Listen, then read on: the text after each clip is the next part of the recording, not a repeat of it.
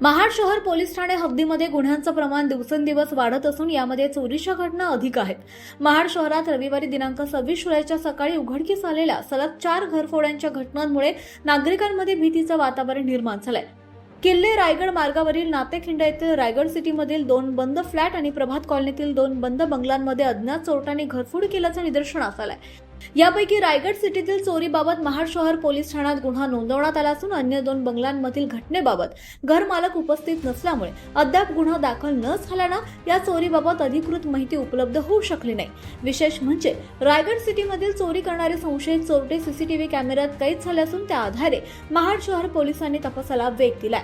रायगड सिटीच्या घटनेबाबत पोलीस सूत्रांकडून मिळालेल्या माहितीनुसार रायगड सिटीच्या सी विंग मधील दुसऱ्या मजल्यावरील फ्लॅट क्रमांक 202 चे रहिवासी विपुल दिलीप पुतेकर तसंच तिसऱ्या मजल्यावरील फ्लॅट क्रमांक 305 चे मालक अश्विन मनोहर निंबाळकर हे घराबाहेर असल्याची संधी साधून अज्ञात चोरट्यांनी घराचे कडी कोंडे आणि कुलूप तोडून आतील कपाट फोडून सोन्याचे दागिने आणि रोख रक्कम नपास केली। या चोरीत विपुल उतेकर यांच्या घरातून सुमारे 33,000 रुपये किमतीचे सोन्याचे दागिने आणि 9,000 रुपयांची रोख रक्कम असा एकूण 42,000चा ऐवज चोरीला गेलाय। तर अश्विन निंबाळकर यांच्या घरातून 54,000 रुपये किमतीचे सोन्याचे दागिने लंपास करण्यात आले।